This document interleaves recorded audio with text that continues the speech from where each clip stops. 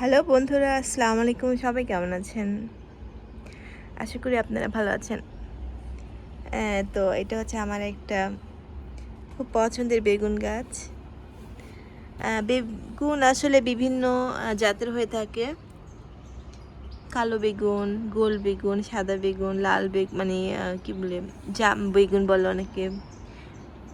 তো এই বেগুনটা দেখতে পাচ্ছেন, এটা খেতে কিন্তু খুবই ভালো লাগে। একদম বাংলাদেশের দেশি বেগুনটা আমি টবে লাগিয়েছিলাম। তো ভালোই কয়েকটা বেগুন হয়েছে। তবে পর্যাপ্ত পরিমাণে যত্ন নিতে হয়েছিল। যখন বেগুন গাছটা আমি লাগিয়েছিলাম, তখন যখন বড় হচ্ছিল তখন অনেক আগা বের হয়েছিল, এরকম ছোট ছোট।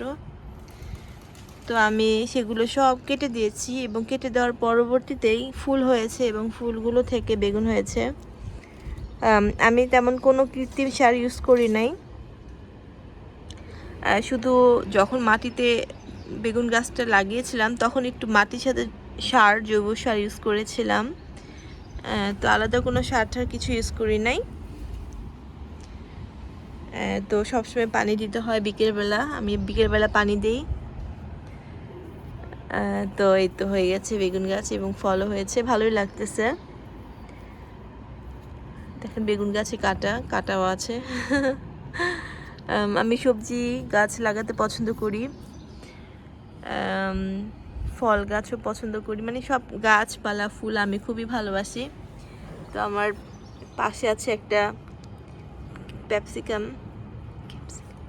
ক্যাপসিকাম পাপরিকা বলে জার্মান ভাষায়। এই গাছটা হয়েছে একটুখানি, তবে একটা ধরেছে, বেশি ধরেনি। তো যাই হোক বন্ধুরা, আপনারা ভালো থাকবেন।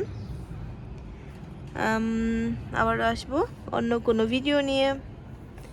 তো আজকের মতো এখানে বিদায় নিচ্ছি। ফারদিনা, সবাই ভালো থাকবেন, সুস্থ থাকবেন আর আমাদের জন্য দোয়া করবেন। আসসালামু আলাইকুম, বাই বাই।